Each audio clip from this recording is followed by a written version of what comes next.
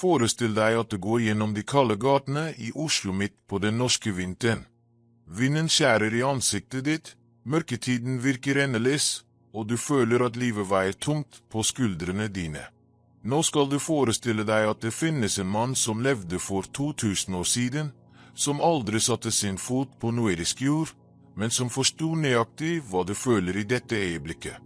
Denne mannen er Lucius Annae Seneca, og det er en veldig spesifikk grunn til at svært få mennesker kjenner hans dypeste lærdommer. I dag skal jeg avsløre hvorfor den mektigste filosofien i menneskehetens historie bevisst har blitt skjult for deg, og hvordan den kan transformere livet ditt fullstendig i de neste 20 minuttene.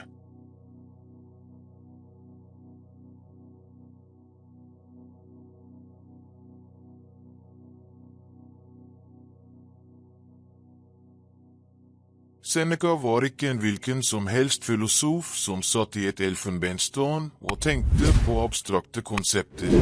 Han var den rikeste mannen i Romerriket, rådgiver for den galneste keiseren i historien, Nero, og noen som møtte 3 eksilperioder, mistet alt flere ganger og likevel utviklet et tankesystem så kraftfullt at det fortsatt brukes av verdensledere, toppidrettsutøvere og milliardærer i Silicon Valley. Men her er problemet. Denne kunnskapen har aldri nådd deg på riktig måte. Den har blitt filtrert, utvannet, forvandlet til tomme motiverende sitater på Instagram. Sannheten om Seneca er mye dypere, mye farligere og mye mer transformerende enn et hvilket som helst pent innlegg med solnedgang i bakgrunnen. Jeg skal være direkte med deg. Det finnes en industri verdt milliarder som er bygget rundt og selger lykke, produktivitet og indre fred. Selvhjelpsbøker, nettkurs, meditasjonsapper, alle lover at du vil finne det magiske svaret hvis du bare betaler en abonnementsavgift til, kjøper et kurs til, følger en guru til. Og vet du hva som er den skitne hemmeligheten til denne industrien? De vil ikke at du skal kjenne Seneca for alvor, fordi hvis du kjente ham, ville du ikke trenge dem lenger. Seneca leverte en komplett manual for hvordan man lever godt, gratis, for 2000 år siden. Han skrev brev, essays og avhandlinger som svarer på alle spørsmålene du har om angst, frykt, nederlag, suksess, relasjoner og død. Og alt dette er tilgjengelig for hvem som helst å lese. Men her er saken, hvorfor kjenner så få mennesker Seneca i virkeligheten? Hvorfor tror de fleste når du tar novomentamboraner stoisisme at du snakker om å være kald, robotisk, uten følelser? Dette er ikke tilfeldig. Dette har blitt bygget med vilje gjennom århundrene. Jeg skal vise deg nøyaktig hvordan dette skjedde og hvorfor det burde være rasende. Historien begynner i år 65 etter Kristus. Seneca var rundt 68 år gammel og hadde tilbrakt 10 år som rådgiver for Nero. Han hadde prøvd, uten suksess, å sivilisere en av historiens mest grusomme tyranner. Nero beordret drapet på sin egen mor, drepte sin kone, og satte fyr på Roma bare for å gjenoppbygge byen i henhold til sin megalomane kunstneriske visjon. Seneca visste at han levde i et politisk mareritt, men han fortsatte å skrive, undervise, prøve å påvirke positivt det han kunne. Så oppdaget Nero en påstått konspirasjon mot sitt liv, og selv om Seneca sannsynligvis ikke var involvert, så keiseren den perfekte muligheten til å kvitte seg med en rådgiver som konstant minnet ham om hans moralske mangler. Nero sendte soldater til Senecas villa med en enkel ordre, ta selvmord. Tenk på dette nå. Du er hjemme, rolig, og plutselig dukker soldater opp og sier at du må ta ditt eget liv. Hvordan ville du reagert? Panikk, fortvilelse, fornektelse. Seneca gjorde noe ekstraordinært.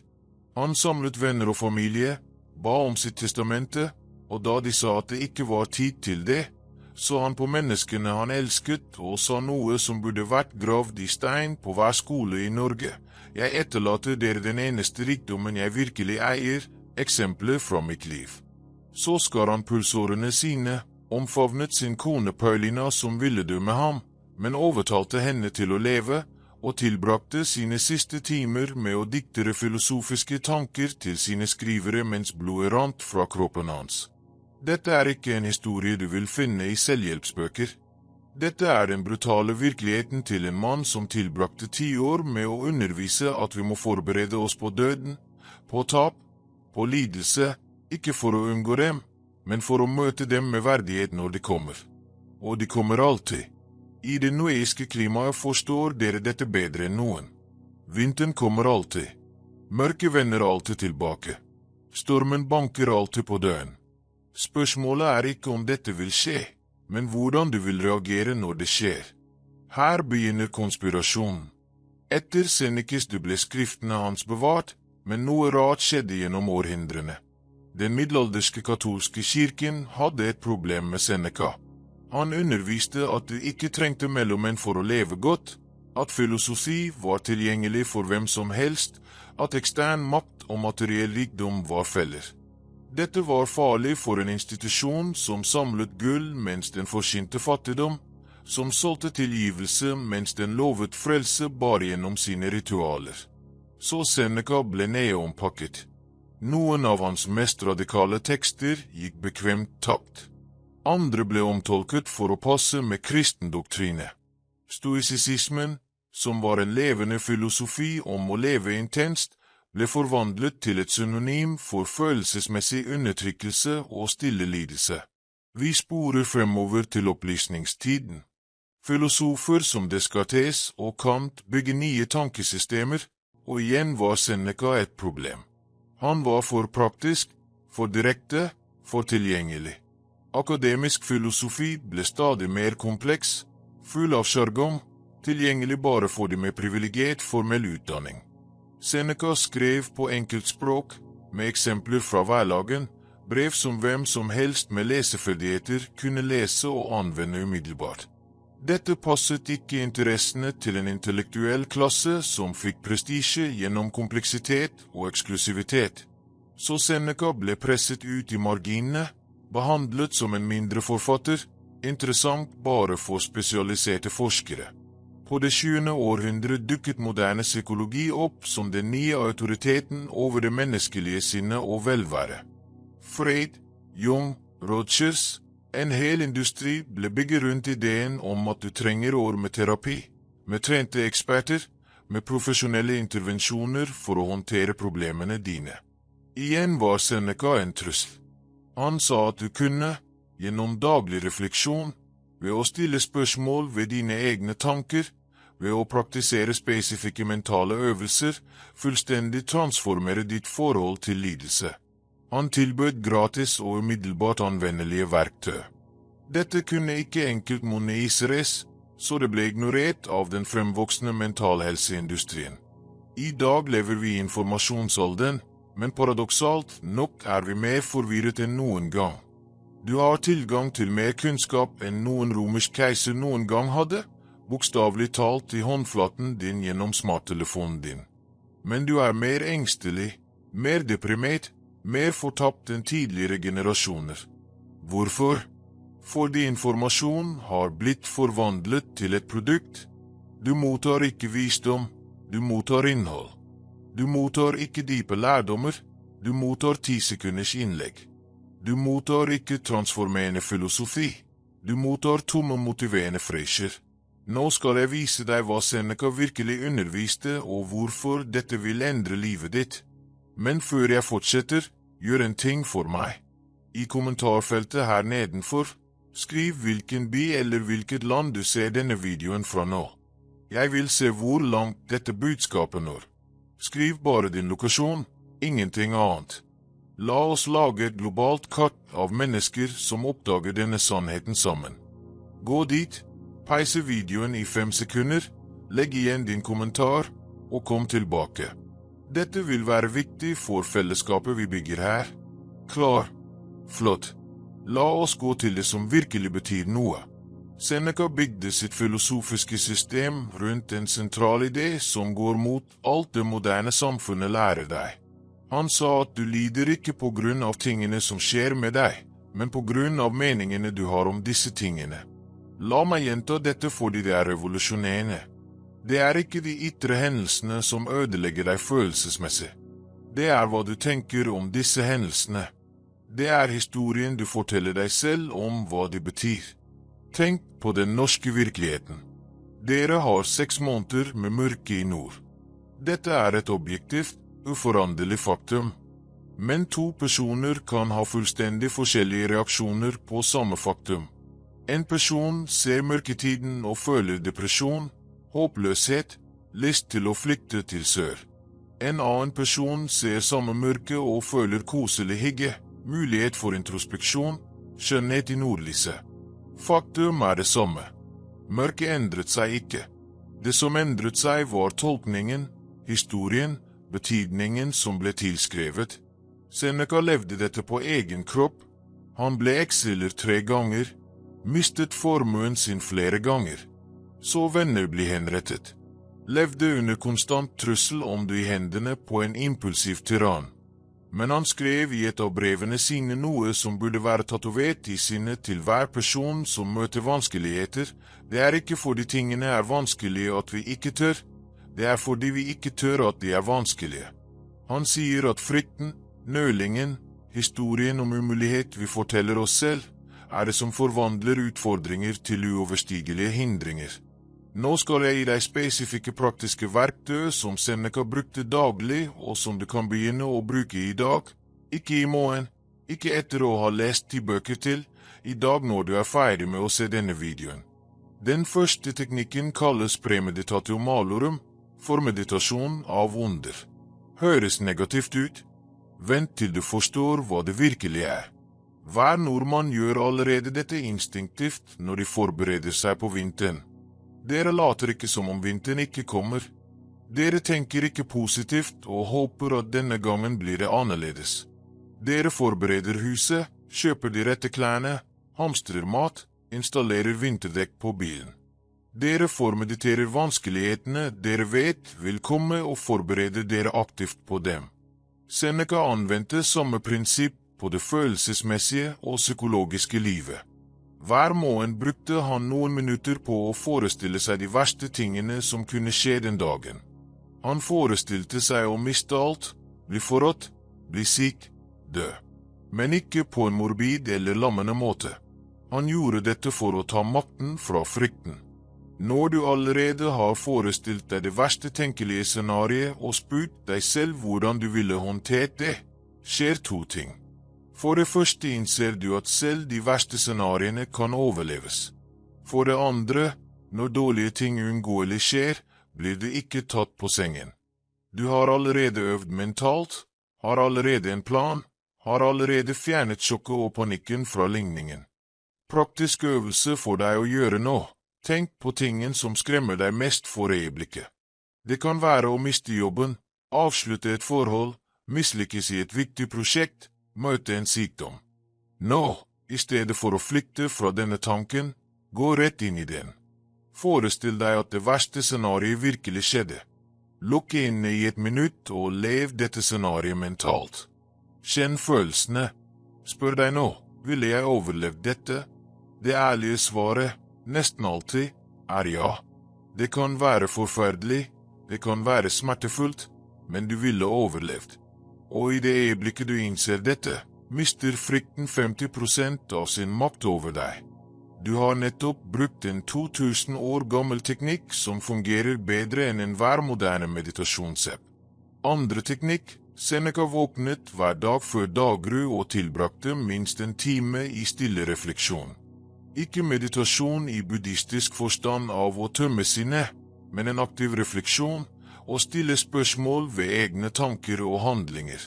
Han stilte 3 spesifikke spørsmål til seg selv. Første, hvilke feil gjorde jeg i går? Andre, hvilke gode handlinger utførte jeg i går? Tredje, hva unnlot jeg å gjøre som jeg burde ha gjort? Dette er daglig moralsk revisjon. Det er du som er din egen dommer, jury og rådgiver, før en ytre verden dømmer deg. Genialiteten i dette er at du utvikler en indre følelse av rett og galt uavhengig av ekstern validering. Du slutter å være avhengig av likes, ros, andres godkjenning for å vite om du lever godt. Du bygger ditt eget verdisystem og lever i henhold til det. I norsk kultur har dere konseptet lagom, Den svenske ideen som også resonerer her, om balanse, om å ikke være for mye eller for lite. Seneca underviste noe lignende for 2000 år siden. Han kalte det å leve i henhold til naturen, som betydde å finne balansen mellom våre dyriske instinkter og vår unike menneskelige rasjonalitet. Praktisk øvelse. I kveld, før du legger deg, ta en notatbok eller åpne notaterappen på mobilen din. Skriv nøyaktig 3 ting. En feil du gjorde i dag, uansett hvor liten. En god handling du utførte i dag, uansett hvor ubetydelig den virker. En mulighet du gikk glipp av til å handle bedre. Det trenger ikke å være langt, en setning for hver. Gjør dette i 30 dager på rad, og du vil legge merke til noe ekstraordinært. Du vil begynne å ta bedre beslutninger i løpet av dagen fordi siden ditt allerede vet at det må stå til ansvar for seg selv om kvelden. Det er frivillig moralsk kondisjonering. Tredje teknikk. Seneca utviklet det vi i dag ville kalle dikotomien av kontroll, men han gikk mye lenger. Han sa at det finnes 3 kategorier av ting i verden. Ting helt under din kontroll, ting delvis under din kontroll, og ting helt utenfor din kontroll. Genialiteten til Seneca var at han ikke bare identifiserte disse kategoriene, han hadde spesifikke strategier for hver av dem. For ting helt under din kontroll, dine tanker og frivillige handlinger, sa han, her har du totalt ansvar, det finnes ingen unnskyldninger, handle med fortreffelighet. For ting delvis under din kontroll, som helsen din, relasjonene dine, karrieren din, sa han, fokuser på det du kan påvirke, aksepter at sluttresultatet ikke bare avhenger av deg. For ting helt utenfor din kontroll, som været, andres handlinger, fortiden, sa han, praktiser filosofisk likegyldighet, kast ikke bort følelsesmessig energi. La oss anvende dette på et samtidig norsk problem. Levekostnadene i Norge er blant de høyeste i verden. Dette er et faktum utenfor din individuelle kontroll. Du kan bli rasende på dette, klage på sosiale medier, la dette fortære din indre fred. Eller du kan bruke Seneca. Hva er helt under din kontroll? Dine forbruksvalg, din økonomiske utdanning, dine profesjonelle ferdigheter.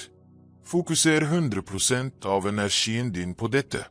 Hva er delvis under din kontroll? Inntekten din, karrieremulighetene dine, investeringene dine. Her kan du påvirke gjennom intelligent handling, men aksepterer at det er eksterne faktorer. Hva er helt utenfor din kontroll?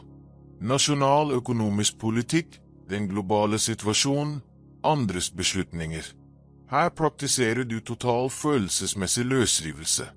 Du er informert, men ikke følelsesmessig investert. Praktisk øvelse. Ta tingen som stresser deg mest for øyeblikket og tegn 3 kolonner på et papir. Kolonne 1. Total kontroll. Kolonne 2. Delvis kontroll. Kolonne 3. Ingen kontroll. Nå bryt ned dette problemet i mindre komponenter og plasser hver komponent i passende kolonne. Du vil innse at 90% av stresset ditt kommer fra kolonne 2 og 3, ting du ikke kontrollerer helt. Nå omdirigerer du all din mentale og følelsesmessige energi bare til kolonne 1. Dette er ikke å flykte fra problemet, det er å anvende energien din hvor den virkelig kan gjøre en forskjell. Om 2 uker med denne teknikken vil angstnivået ditt falle drastisk. Fjerde teknikk, og denne er kraftfull, Seneca praktiserte frivillig ubehag regelmessig.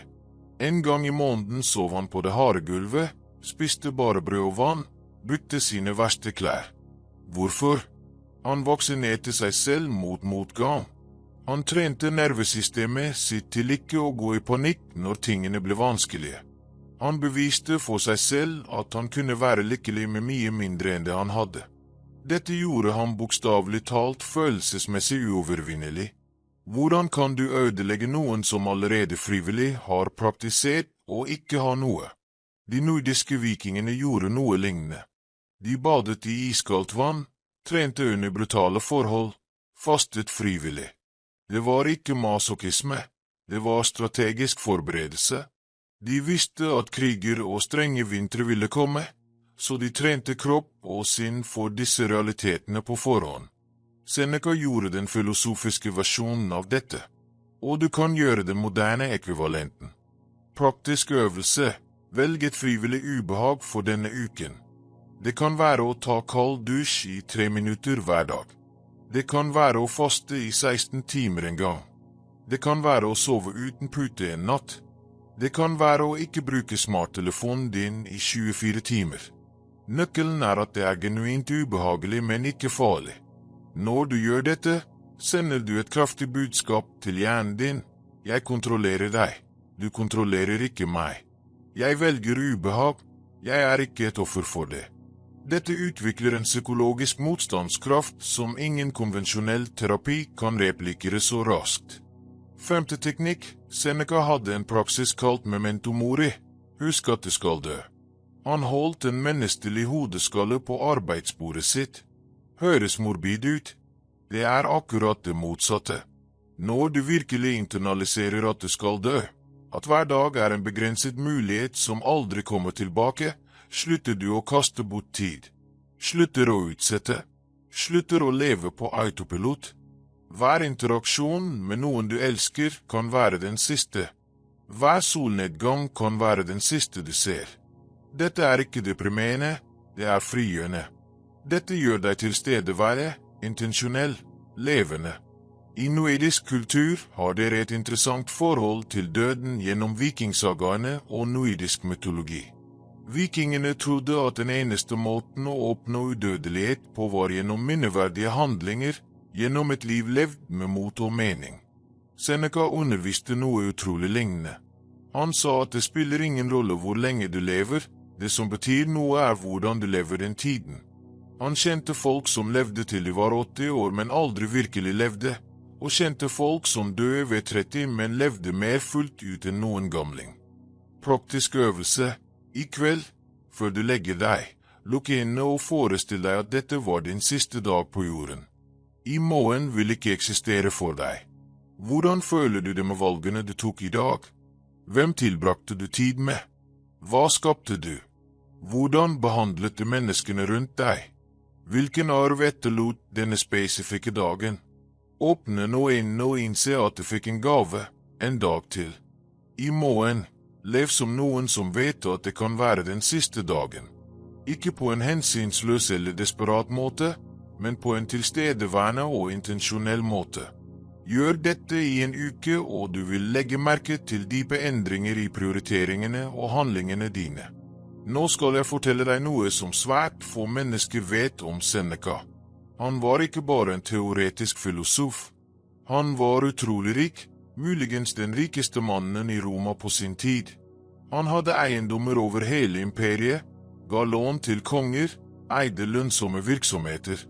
Og kritikerne hans, både den gang og i dag, peker på dette som hykleri. Hvordan kan du forsyne materiell løsrivelse mens du svømmer i rikdom? Men Seneca hadde et ødeleggende intelligent svar på dette. Han sa at problemet ikke er å ha rikdom, problemet er å bli besatt av rikdom. Han kunne miste alt i morgen og fortsatt være samme person, med samme verdier, samme indre ro. Rikdommen var et verktøy han brukte, ikke en identitet som definerte ham. Han beviste dette gjentatte ganger. Da han ble eksilet til Korsika, en øde øy, mistet han tilgang til alle eiendelene sine. Men han fortsatte å skrive filosofi, fortsatte å undervise, fortsatte å praktisere det. Da Nero til slutt ba ham ta selvmord, forhandlet han ikke, tilbød ikke formuen sin i bytte for livet sitt, tigget ikke. Han aksepterte enkelt fordi han allerede hadde internalisert at den eneste tingen han virkelig eide var karakteren sin, og det kunne ingen ta fra ham. Leksjonen herfor er dyp. I Norge har dere en av de høyeste BNP per innbygger i verden, et av de beste velferdssystemene, svært høye levestandard. Men studier viser at de nordiske landene også har betydelige rater av depresjon, angst og bruk av antidepressiva. Hvorfor? Fordi materiell komfort ikke automatisk oversettes til psykologisk velvære. Seneca forstod dette for 2000 år siden. Han så rike mennesker elendige og fattige mennesker blomstre. Forskjellen lå ikke i bankkontoen, den lå i livsfilosofien. Praktisk øvelse, lag en ærlig liste over alle de materielle tingene du eier som ville bringe deg virkelig lidelse og miste. Jeg snakker ikke om ulempe, jeg snakker om reell følelsesmessig lidelse. Nå for hvert punkt på listen, spør deg selv, eier denne tingen eller eier denne tingen meg? Hvis du ikke kan forestille deg å være lykkelig uten en bestemt gjenstand, har den tingen makt over deg. Målet er ikke å kvitte seg med den, målet er å endre ditt mentale forhold til den. Praktiser mentalt og miste den til du genuint kan si, jeg setter pris på å ha dette, men jeg vil være ok uten det. Dette er ekte frihet. La oss snakke om relasjoner, fordi Seneca hadde revolusjonerende innsikter om dette også. Han skrev omfattende om vennskap og sa noe som går mot alle moderne råd om relasjoner. Han sa at du ikke skal trenge noen. Dette høres kaldt ut, antihumant, men hør hva han virkelig mente. Han skilte mellom å ønske å være med noen og å trenge å være med noen. Når du trenger noen, er du i en posisjon av svakhet, avhengighet, frykt for tap. Når du ønsker å være med noen, men ikke trenger det, velger du fritt, uten sykelig tilknytning, uten frykt som paralyse. Seneca sa at vi må kultivere følelsesmessig selvtilstrekkelighet først, og deretter, fra denne solide basen, velge å dele livene våre med andre. Ikke fordi vi er desperate etter forbindelse for å fylle et indre tomrom, men fordi to komplette personer som velger å være sammen skaper noe større enn summen av delene. Dette er totalt forskjellig fra to ødelagte personer som kommer sammen i håp om at den andre skal reparere dem. Han så dette skje konstant i Roma, mennesker fanget i giftige forhold av frykt for å være alene, keisere som tok forfeilige beslutninger for å beholde støtte fra ustabile allierte, vennskap basert på bekvemmelighet og gjensidig gevinst i stedet for genuin dyd. Praktisk øvelse, identifiser et forhold i livet ditt hvor du føler at du trenger en andre person, hvor det er frykt for forlating, hvor du endrer hvem du er for å holde denne personen i nærheten. Nå, uten nødvendigvis å avslutte dette forholdet, begynn å jobbe med din følelsesmessige selvtilstrekkelighet. Utvikle egne hobbyer, kultiver din egen indre fred, praktiser å være komfortabel alene. Paradokset er at når du slutter å desperat trenge noen, forbedres forholdet ofte dramatisk fordi begge nå velger fritt, ikke fengslet av behov og frykt. Seneca hadde også en radikal tilnærming til å håndtere kritikk og andres meninger. Han sa at du bør velge en vis person, virkelig eller imaginær, og leve som om denne personen alltid observerer deg. Ikke for dom, men som en indre standard for fortreffelighet. For Seneca var denne vise Cato den yngre, en romersk politiker kjent for sin ubøyelige integritet. Seneca spurte seg selv konstant, hva ville Cato gjort i denne situasjonen? Hvordan ville Cato reagert på denne provokasjonen? Hvilket valg ville Cato tatt her? Dette er 100 ganger kraftigere enn å bare følge eksterne moralske regler. Når du internaliserer en standard, når du har en indre modell for fortreffelighet, slutter du å være avhengig av ekstern validering. Du slutter å bry deg om massene applauderer deg eller fordømmer deg fordi du har en indre dommer som er langt viktigere. Og her er trikset. Du velger hvem denne dommen er. Det kan være en historisk skikkelse, en mentor, en idealisert versjon av deg selv. Nøkkelen er at det er noen hvis verdier du respekterer dypt og hvis mening virkelig betyr noe for deg. Praktisk øvelse, velg din indre vise nå. Det kan være en bestefar du beundret, det kan være en historisk leder, det kan være en fiktiv karakter som legemliggjør dyder du verdsetter. Nå, i de neste 7 dagene, når du møter en vanskelig beslutning eller er fristet til å kompromittere verdiene dine, peise i 3 sekunder og spør deg selv, hva ville X gjort her? Hvordan ville X reagert? Ville denne personen godkjent dette valget? Du vil oppdage at dette fungerer som et øyeblikkelig moralsk kompass, som skjærer gjennom rasjonaliseringer og unnskyldninger vi normalt tillater oss selv. Nå skal jeg avsløre kanskje Senecas mest kontroversielle og kraftfulle lære, noe nesten ingen snakker om. Seneca trodde at flertallet av mennesker døde mens de fortsatt puster. De funksjonelle zombier, beveger seg gjennom livet på autopilot, reagerer mekanisk på stimuli, velger aldri virkelig, lever aldri virkelig. De våkner, sjekker mobilen, går til jobben de hater, kommer hjem, ser TV, sover, gjentar. 10 år går slik. De biologisk levende, men filosofisk døde. Det ingen intensjon, ingen refleksjon, ingen vekst, ingen bevisst mening. Seneca så dette i Roma og ble forferdelig. Det mektigste imperiet i verden, med tilgang til ufattelige luksusvarer og mennesk. Ene var elendige. De fylte livene sine med distraksjoner, spill i Colosseum, ekstravagante festmåltider, politisk sladder, akkumulering av eiendeler.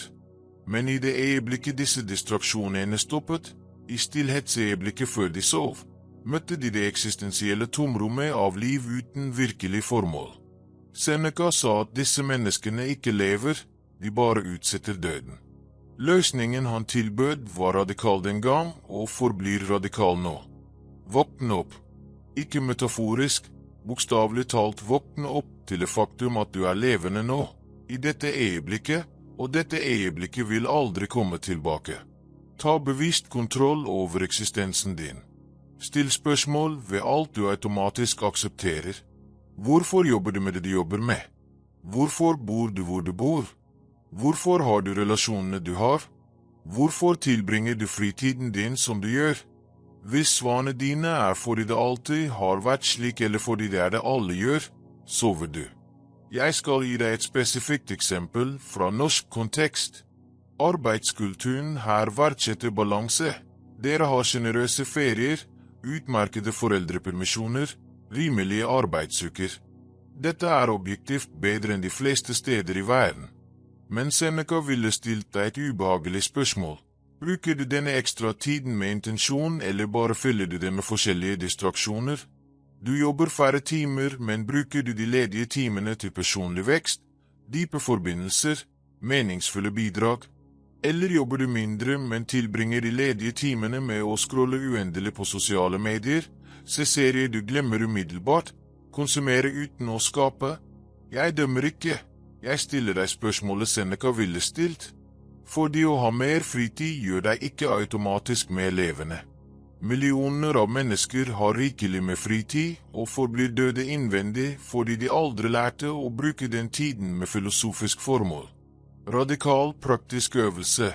I morgen tidlig, før du gjør noe automatisk, før du tar mobilen, før du slår på kaffetrakten, stå stille i 5 hele minutter.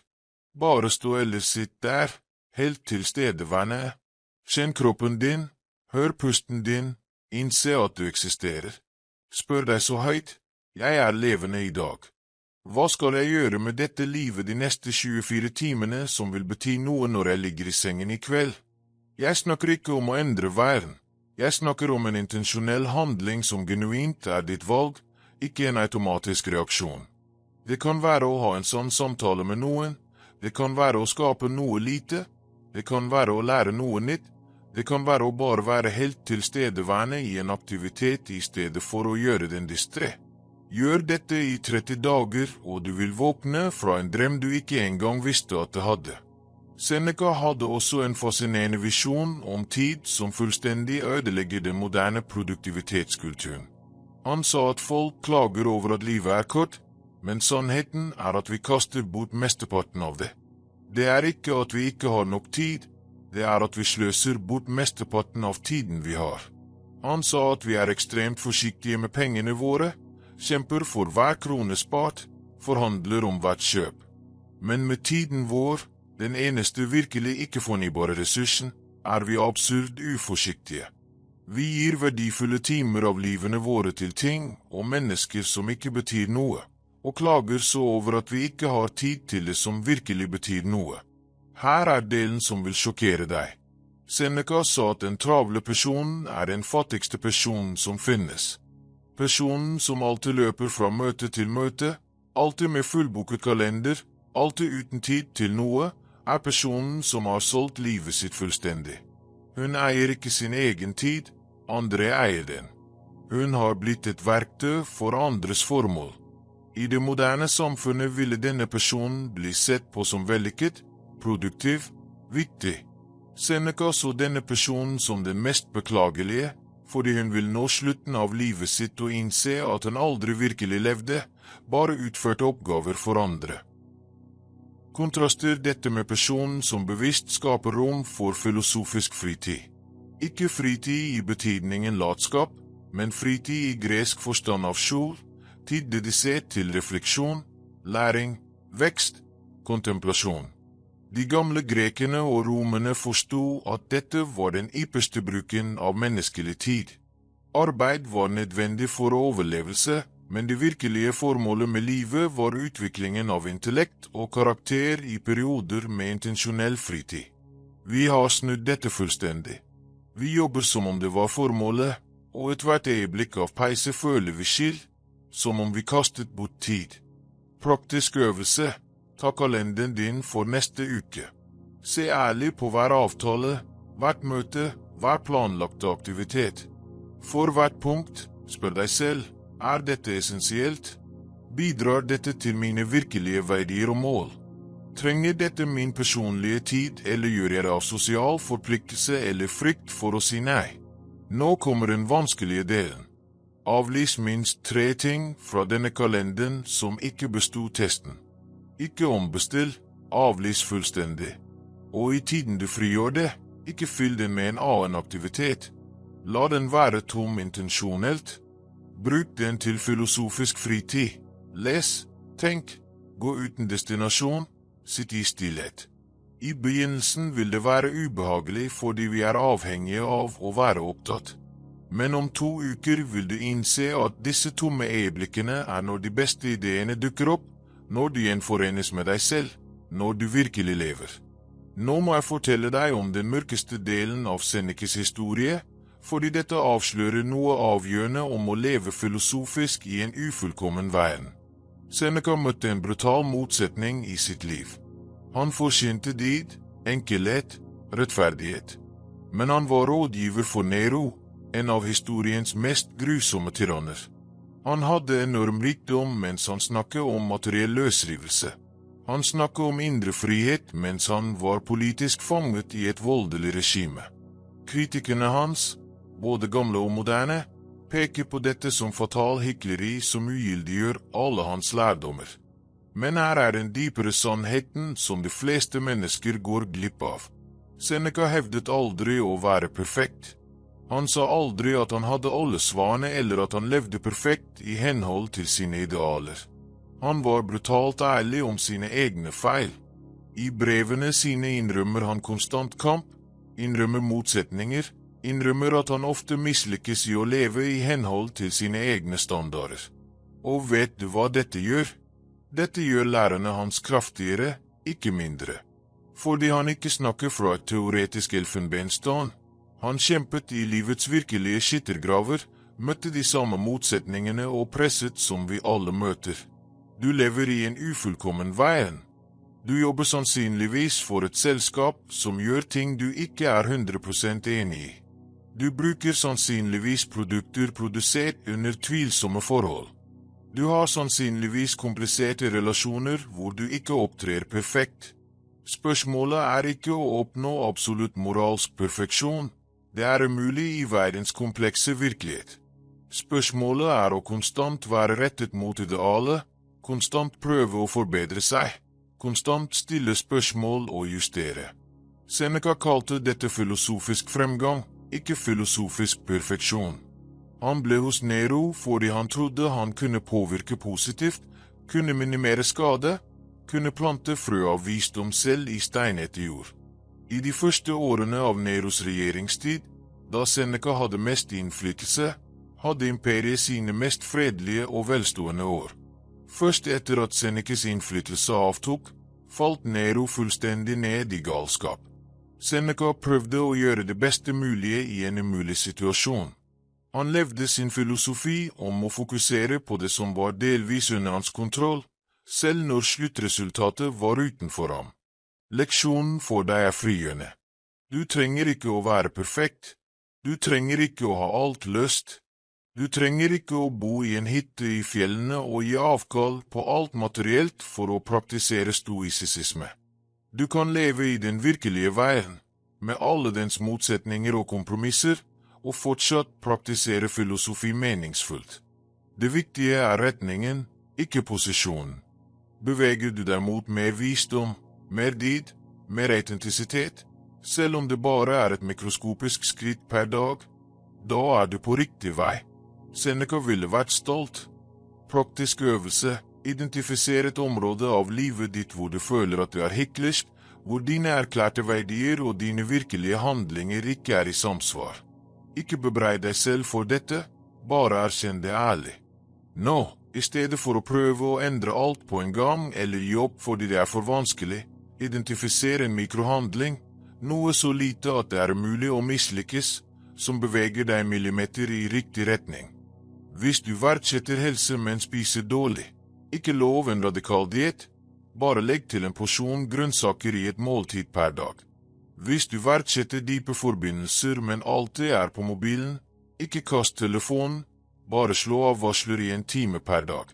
Små konsekvente handlinger i riktig retning transformerer liv fullstendig på 6 måneder. La oss snakke om noe Seneca forstod dypt og som ødelegger den nåværende generasjonen, sammenligningens tyranni. I Roma så Seneca rike mennesker sammenligne villaene sine med villaer til enda rikere mennesker og føle misunnelse. Så politikere med makt sammenligne seg med de med enda mer makt og føle utilstrekkelighet. Så berømte gladiatorer sammenligne seg med enda mer berømte gladiatorer og føle nederlag. Han innså at sammenligning er absolutt gift for lykke, uansett hvor mye du har. I dag er dette 1000 ganger verre på grunn av sosiale medier. Du åpner Instagram og ser ned i kuraterte liv, redigerte høydepunkter, filtrerte suksess. Du ser aldri kranglene, gjelden, usikkerheten, nederlagene. Du sammenligner din komplette virkelighet med andres redigerte illusjon og føler uunngåelig at du ligger etter. Seneca ville fortalt deg at dette er total galskap. Han skrev i et av brevene sine noe revolusjonerende. Det er slaveri å leve i henhold til massenes meninger. Du lar mennesker som ikke engang kjenner deg, som ikke bryr seg om deg, som har sine egne maskerte problemer, diktere hvordan du føler om ditt eget liv. Den stoiske løsningen er brutal i sin enkelhet. Slutt å sammenligne fullstendig. Sammenlign deg i dag med deg i går. Det er den eneste sammenligningen som betyr noe. Vokser du? Lærer du? Blir du visere, sterkere, mer autentisk? Hvis ja, vinner du, uansett hva noen andre gjør. Seneca sa at hver person har sin egen natur, sine egne talenter, sin egen vei. Å prøve å leve en annen persons liv er forræderi mot din egen unike eksistens. Jeg skal gi deg et spesifikt eksempel fra Norge. Dere har janteloven, dette kulturelle konseptet om ikke å tro at du er spesiell, om ikke å skille deg for mye ut, om å holde deg ydmyk. Dette har positive aspekter av fellesskap og likhet, men det kan også bli et fengsel hvor ingen tør å være eksepsjonell av frykt for sosialdom. Seneca ville fortalt deg å fullstendig ignorere både arroganse og falsk beskjedenhet. Utvikle dine evner til det maksimale, ikke for å bevise noe til noen, men fordi det er din eksistensielle plikt å bruke gavene du har fullstendig. Hvis dette får andre til å føle seg ukomfortable, er det deres problem, ikke ditt. Praktisk øvelse, i 7 hele dager, ikke åpne noen sosiale medier. Ingen Instagram, Facebook, TikTok, Twitter. Varsle viktige mennesker på andre måter om nødvendig, men slutt fullstendig å konsumere kuratette feeder. De første dagene vil du føle angst, vil føle at du går glipp av noe. Dette er avhengigheten som manifesterer seg. På 3. eller 4. dag skjer noe magisk. Du innser at du ikke gikk glipp av absolutt noe viktig. Du innser hvor mye mentalt rom som ble frigjort. Du slutter å sammenligne deg ubevisst. Etter de 7 dagene kan du komme tilbake hvis du vil, men jeg vedder på at du vil bruke mye mindre, mye mer intensjonelt. Mange mennesker som gjør dette eksperimentet kommer aldri helt tilbake. Seneca hadde en spesifikk teknikk for å håndtere sinne som er absurd effektiv og aldri undervises i moderne sinnekontrollkurs. Han sa at når du føler sinne stige, stopp alt umiddelbart og vent 24 timer før du reagerer. Ikke undertrykk sinne, ikke lat som om det ikke eksisterer, men ikke handle basert på det heller. Bare vent. I det store flertallet av tilfeller, etter 24 timer har sinnet minsket drastisk eller forsvunnet fullstendig. Du innser at situasjonen ikke var så alvorlig som den virket i hetens øyeblikk. Du unngår å si eller gjøre ting du måtte bruke år på å reparere. Men selv utover dette fikk Seneca deg til å stille spørsmål ved selve sinnet. Han spurte, hvem lider når du er sint? Den andre personen vet sannsynligvis ikke engang eller bryr seg ikke. Du drikker gift og forventer at den andre skal dø. Du straffer deg selv for noe noen andre gjorde. Dette er galskap. Seneca så på sinnet som en midlertidig form for vanvidd, og han hadde rett. Når du er sint, har din prefrontale cortex, den rasjonelle delen av hjernen din, bokstavelig talt redusert aktivitet. Du opererer med amygdala, din reptilhjerne, og det er derfor folk gjør utrolig dumme ting når de er sinte. I vikingkulturen var det konseptet berserker, krigere som gikk inn i raserustilstand i kamp. Dette fungerte i direkte kamp, men var en forferdelig strategi for normalt liv. Seneca lærer deg å være det motsatte av berserker. Når alle rundt deg mister hodet, beholder du ditt. Når du blir provosert, velger du kalkulert respons i stedet for automatisk reaksjon. Dette gir deg enorm makt fordi du opererer fra et høyere evolusjonært nivå. Praktisk øvelse, neste gang noen irriterer deg, i stedet for å svare umiddelbart, tell mentalt til 10 veldig sakte. Bare det, 10 sekunder med pause. I det rommet, spør deg selv, prøver denne personen å irritere meg eller handler hun ut fra sine egne smerter og problemer? Vil det å svare nå forbedre eller forverre situasjonen? Hva ville mitt viseste jeg gjort her? På 10 sekunder deaktiverer du den automatiske reaktive modusen og reaktiverer den bevisste modusen. Gjør dette konsekvent, og på 3 måneder vil du innse at nesten ingenting lenger får deg ut av balanse. De samme situasjonene som før gjorde deg rasende er nå bare bakgrunnssted du observerer rolig og velger hvordan du skal respondere på. Nå skal jeg avsløre den siste hemmeligheten Seneca oppdaget om mening og formål, og derfor han var så truende for etablerte makter. Seneca sa at sann frihet ikke kommer fra ytre omstendigheter, men fra indre mestring. Du kan være fysisk fri, men mentalt slavegjort av dine ønsker, frykter og andres meninger. Eller du kan være fysisk fengslet, men mentalt fri fordi du mestrer dine egne tanker og reaksjoner. Han beviste dette da han ble eksilet, da formuen hans ble konfiskert, da han ble tvunget til å ta selvmord. I hver situasjon opprettholdt han sin indre frihet. Dette er farlig for ethvert system som avhenger av ekstern kontroll.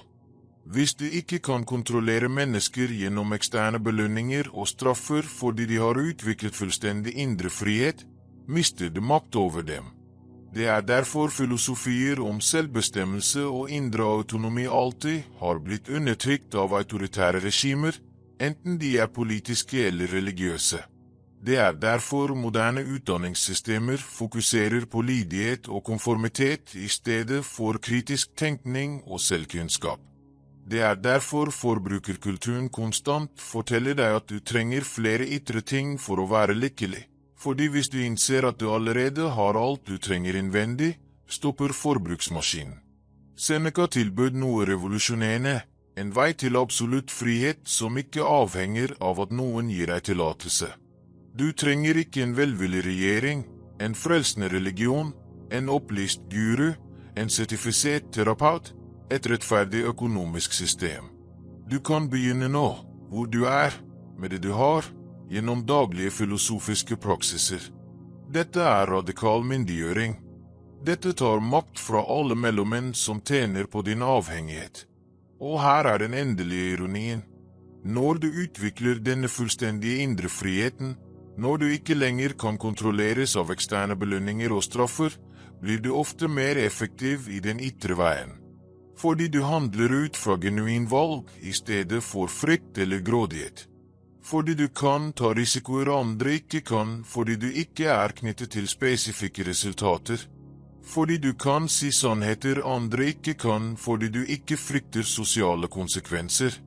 Du blir ustoppelig ikke gjennom ekstern makt, men gjennom indre uovervinnelighet. Siste praktiske øvelse, lag en liste over alle fryktene som kontrollerer deg.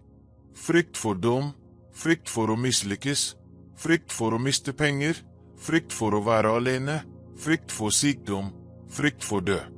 Vær brutalt ærlig, ingen vil se denne listen bortsett fra deg. Nå for hver frykt, anvend teknikken premeditatio malorum jeg lærte tidligere. Forestill deg det verste scenariet som skjer. Forestill deg det i levende detaljer. Spør deg så, ville jeg overlevd dette? Hva ville min handlingsplan vært? Hvordan ville jeg gjenoppbygget? I det store flertallet av tilfeller vil du innse to ting. For det første, du ville overlevd. For det andre, frykten var uforholdsmessig til virkeligheten. Gjør dette med hver frykt på listen din, og du vil føle bokstavelig talt usynlige tau som bandt deg bli kuttet en etter en. Så hvorfor forteller ingen deg om Seneca? Hvorfor undervises ikke denne transformerende filosofien på alle skoler? Hvorfor måtte du komme til denne videoen for å oppdage dette? Svaret er enkelt og konspiratorisk samtidig. Det er ingen organisert konspirasjon som holder Seneca skjult, men det er et organisk system som naturlig undertrykker kunnskap som truer dets fundamenter. Formell utdanning fokuserer på å skape produktive arbeidere, ikke frie tenkere. Organisert religion fokuserer på å opprettholde institusjonell autoritet, ikke på å myndiggjøre individuell autonomi. Selvhjelpsindustrien fokuserer på å skape avhengighet av produkter, ikke på å lære ekte selvtilstrekkelighet. Sosiale medier fokuserer på å maksimere vanedannende engasjement, ikke på å fremme dyp refleksjon. Seneca faller mellom sprekkene i dette systemet fordi han ikke passer i noen praktisk kategori. Han selger deg ingenting. Han ber deg ikke tro på dogmer. Han lover ikke enkle løsninger. Han gir deg verktøy og sier, nå jobb, daglig, resten av livet ditt, og du vil forbedre deg inkrementelt. Dette er ikke sexy. Dette selger ikke 7-dagers kurs for total transformasjon. Dette genererer ikke likes og virale delinger. Men det fungerer. Beviselig har det fungert i 2000 år gjennom millioner av transformerte liv. Den skjulte sannheten er at du allerede har tilgang til alt du trenger. Senecas tekster er tilgjengelige gratis på nett, oversatt til norsk og portugisisk. Du kan begynne å lese dem i kveld. Du trenger ingenting annet enn viljen til å stille spørsmål ved dine egne tanker og motet til å leve annerledes enn flertallet. Men her er det psykologiske trikset. Fordi det er gratis og tilgjengelig, antar folk at det ikke kan være verdifullt. Vi har blitt kondisjonert til å tro at verdifulle ting er dyre, eksklusive, vanskelige å få tak i, så en helt gratis filosofisk skatt blir ignorert mens folk betaler tusenvis for helgeverksteder som lover de samme tingene Seneca allerede lærte. Du er ved et veiskille nå. Du kan lukke denne videoen, synes den var interessant i noen minutter, og så gå tilbake til nøyaktig samme liv du hadde før. 95% av folk vil gjøre dette. Eller du kan ta en annen beslutning. Du kan ta en av praksisene jeg lærte i dag og begynne å gjøre den religiøst hver dag de neste 30 dagene. Bare en praksis, ikke alle på en gang. Det kan være kveldsrefleksjon med de 3 spørsmålene. Det kan være morgenformeditasjon. Det kan være 24 timers peisen før du reagerer med sinne. Det kan være fasten fra sosiale medier. Velg en som resonerte mest med deg og forplikte deg fullstendig i 30 dager. På dag 30 vil du være et annet menneske. Ikke dramatisk, ikke på en måte andre nødvendigvis vil legge merke til, men du vil vite. Du vil ha mer kontroll over reaksjonene dine. Du vil ha mer klarhet om verdiene dine. Du vil ha mindre frykt for ytre omstendigheter. Og her er den kraftfulle delen. Du vil ønske å fortsette. Fordi i motsetning til eksternt pålagte disipliner som vi alltid føler vi vil forlate, skaper filosofisk selvdisiplin som fungerer sitt eget momentum. Resultatene er belønning nok til å fortsette. Jeg utfordrer deg spesifikt. Norge har en av veiens mest utdannede befolkninger, med sterk kritisk tenkning, med verdsetting av individuell autonomi. Dere er kulturelle etterkommere av vikinger som utforsket ukjente hav, som bygde samfunn i umulige miljøer, som verdsatte mot og motstandskraft fremfor alt. Seneca ville elsket noeisk kultur fordi dere allerede har mange stoiske verdier innebygd, forberedelse på vanskeligheter, verdsetting av selvtilstrekkelighet, respekt for natur, pragmatisme over tomme idealisme. Men noe skjedde de siste tiårene. Den enorme materielle komforten, selv om den er en velsignelse på mange måter, skapte også en generasjon som aldri har møtt ekte motgang. Som aldri har måttet virkelig kjempe for overlevelse. Som aldri utviklet dyp psykologisk motstandskraft fordi de aldri trengte det. Og nå, når uunngåelige utfordringer dukker opp, relasjonsproblemer, karrierestress, eksistensielle spørsmål, er det færre indre verktøy til å håndtere dem. Bruken av antidepressiva og anxiolytika i Norge er blant de høyeste i den utviklede verden. Dette er ikke fordi dere har flere objektive problemer, det er fordi dere mistet noen av de filosofiske verktøyene tidligere generasjoner hadde naturlig gjennom nødvendighet. Seneca kan være broen tilbake til disse verktøyene, ikke ved å returnere til unødvendige vanskeligheter, men ved frivillig å utvikle motstandskraft selv midt i komfort. Ved å velge intensjonelle utfordringer. Ved å praktisere frivillig ubehag. Ikke fordi du må gjøre dette for å overleve, men fordi du velger å gjøre dette for å blomstre psykologisk. Dette er moderne stoisisme anvendt på samtidig noeisk kontekst. Forestill deg et Norge hvor unge lærer premeditate og malorum sammen med matematikk på skolen. Hvor selskaper implementerer daglig filosofisk refleksjon som del av bedriftskulturen. Hvor familier praktiserer frivillig ubehag sammen, ikke som straff, men som motstandskraftstrening. Hvor politiske ledere blir dømt ikke bare av politikk, men av karakter utviklet gjennom filosofisk praksis. Dette er ikke utopisk, det er helt mulig. Alt som trengs er at nok individer tar beslutningen om å begynne med seg selv. Og det bringer meg til det siste punktet. Du kan ikke kontrollere om hele samfunnet vil omfavne dette. Du kan ikke kontrollere om utdanningssystemet vil endre seg. Du kan ikke kontrollere om andre mennesker vil våkne. Men du kontrollerer totalt deg. Og det er nok. Seneca klarte aldri å reformere Roma. Nero fortsatte å være Nero. Imperiet falt til slutt, men Senecas ord overlevde 2000 år og fortsetter å transformere liv i dag. Fordi han fokuserte på det som var under hans kontroll, og leve i henhold til sine prinsipper og dokumentere sine tanker for hvem som ville lære. Du kan gjøre det samme. Uansett yrke, alder, økonomisk situasjon, geografisk lokasjon. Du kan begynne å leve filosofisk nå. Du kan bli en av fornuft i et hav av galskap. Du kan utvikle indre fred som ingen ytre storm kan ødelegge. Og når du gjør dette, skjer noe interessant. Mennesker rundt deg begynner å legge merke til. Ikke fordi du forsyner, men fordi du lever annerledes.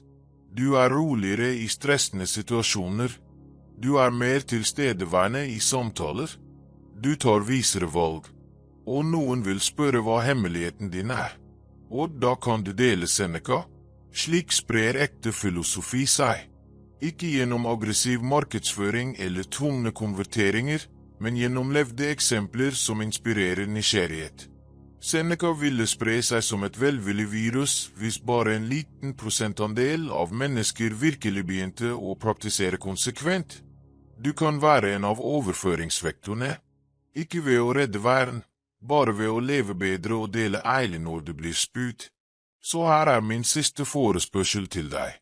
Hvis denne videoen resonerte, hvis noe du hørte her berørte noe sånt inne i deg, ikke la denne følelsen fordampe. Følelser passerer, inspirasjon midlertidig, men beslutning etterfulgt av handling skaper ekte endring. Nå, før du gjør noe annet, ta et stykke papir eller åpne notatene på mobilen. Skriv nøyaktig dette. Jeg forplikter meg til å praktisere sett inn den spesifikke teknikken du valgte hver dag i 30 dager fra i morgen. Signer med dagens dato. Plasser dette et sted du vil se hver dag. Og så bare gjør det. Det trenger ikke å være perfekt, det trenger bare å være konsekvent. Og hvis du vil fortsette denne reisen, hvis du vil ha mer innhold om stoisk filosofi anvendt på den moderne veien, om spesifikke teknikker du kan bruke, om hvordan andre transformerer livene sine gjennom disse eldgamle lærene, abonner på kanalen nå. Klikk på den røde knappen her nedenfor. Aktiver bjellen fordi jeg vil fortsette å bringe kunnskap som har vært skjult fra deg for lenge. Jeg selger ingenting, jeg lover ingen mirakler, jeg bare forpliktet til å dele visdom testet gjennom årtusener på en tilgjengelig og praktisk måte. Sannheten om Seneca ikke mystisk. Den ikke komplisert. Den krever ikke år med akademisk studium. Sannheten at du har mer makt over ditt eget liv enn de har fått deg til å tro. Du ikke et offer for omstendigheter. Du trenger ikke å vente på at verden skal endre seg. Du trenger ikke tillatelse eller ekstern validering. Du kan begynne nå, i dag, i dette øyeblikket, og bygge et liv med mening, formål og indre ro. Seneca beviste dette for 2000 år siden under de verst tenkelige omstendighetene. Du kan bevise det nå under dine omstendigheter, hvilke de måtte være. Vinteren kommer alltid. Mørket vender alltid tilbake. Stormen banker alltid på døren. Men når du har solid filosofi som fundament, overlever du ikke bare, du blomstrer. Du blir den typen person andre søker når deres egne stormer kommer. Du blir klippen hvor andre finner stabilitet. Du blir lyset andre følger gjennom mørket. Seneca lot deg en uvurderlig gave. Det opp til deg å bestemme om du vil pakke den opp og bruke den eller la den stå på hyllen og samle støv mens du fortsetter å lete etter dyre løsninger på feil steder. Valget, som Seneca alltid understreket, helt ditt, og dette valget, mer enn noen andre ytre omstendigheter, vil bestemme kvaliteten på livet ditt fremover. Så velg viselig. Velg modig. Velg nå. Fordi som Seneca skrev i et av sine siste brev, vi lider oftere i fantasien enn i virkeligheten. Livet du venter på å leve allerede tilgjengelig. Du trenger bare å våkne til det. Takk for at du så til slutten. Dette alene plasserer deg i de 5% som virkelig forplikter seg til dyp læring i stedet for overfladisk underholdning. Nå gå og praktiser. Vi ses i neste video, og jeg håper du kommer tilbake transformert av praksisene du begynte i dag. Til da, lev i henhold til din natur, ikke i henhold til massenes meninger. Som Seneca ville sagt, frykt ikke døden, frykt å aldri ha virkelig begynt å leve.